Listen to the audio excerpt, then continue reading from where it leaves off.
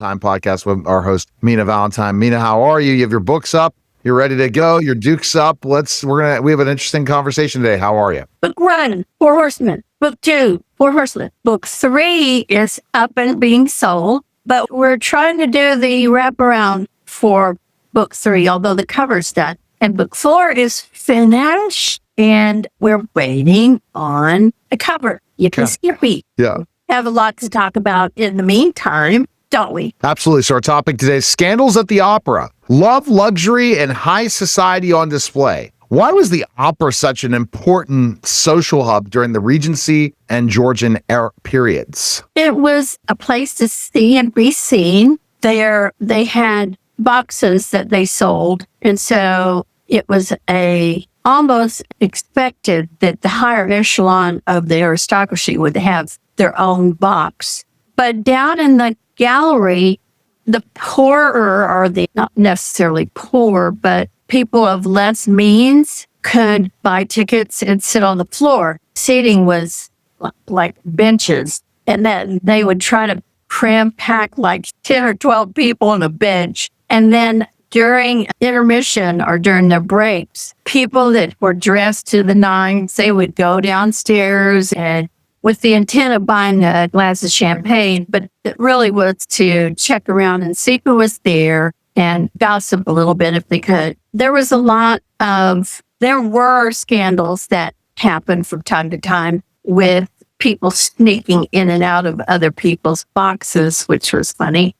There was a curtain or a door, and then there was curtains in between the boxes. So somebody could slip in, do the wild thing, and then slip out. The problem was that often they would be caught coming in or out of the other person's box. So there was always some kind of a gossip going around. But the theater was a great way to get out and see and be seen. How did seating arrangements and private boxes reflect wealth, rank, and influence? I've already talked about that. The wealthy, there are people like a viscount. He's low rank in the aristocracy, but he could be filthy rich. He could be much more wealthy than the guy that was a marquis. And so when they were out in the marriage mart shopping around for a mate, sometimes the amount of money one of these single men from the aristocracy, the more money they had, the more eligible they were. But as far as theater boxes go, that kind of went with rank and wealth. The wealthier of the aristocracy could buy the better boxes. This was a time in England of industrialization, and the middle class, they were closing their ranks. A lot of men made a lot more money in business than some of these men that were in the aristocracy. It was an odd time. There was a lot of ambivalence and animosity between those two classes. A wealthy man of the business class could have a box right next to a marquee. And they might not even speak to each other. Now, in the books that you read of historical romance novels, you'll see a lot of that intermingling. It really was not all that common because of the ingrained beliefs on the part of the aristocracy that they were too good. But if they had not branched off from tenant farm to other means of income, they were destined to be part of the impoverished aristocracy. They had to learn to adapt, and a lot of them weren't good at that because a lot of them never worked. And we've talked about this many times about the secret romances and affairs. What role did fashion and display play in the making of the opera a kind of stage for society itself? Oh my gosh. You had to be dressed to the nines.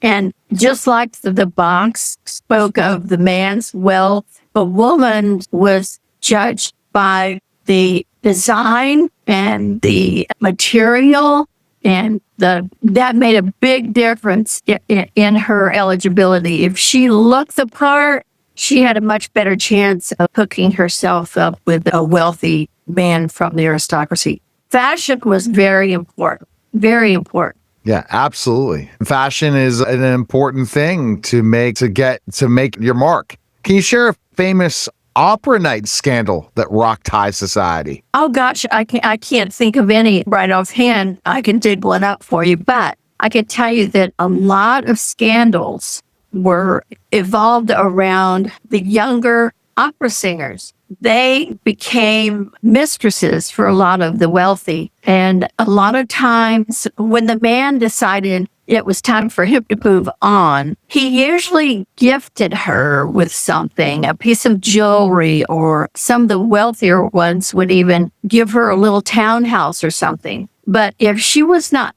satisfied with that, she could cause so much trouble, and there would be all kinds of stuff in the paper about their breakup. It was one thing to have a mistress. It was something else to have to read about it in the paper. All right, let's go to the next question. How does the role of theater, concerts, or even red carpet events today compare to the opera's place in the Regency culture? It's the exact same thing. The exact same thing. The wealthy and well-to-do, for grand openings of any kind, you'll see decked out to the nines, and there's a lot of competition in the dress. There have been a lot of scandals in Hollywood because a designer used the same pattern for two different women, and they ended up seeing each other. It was not good, but you see it all the time. And I think what's interesting is you'll go to a place like Dallas. Okay, that's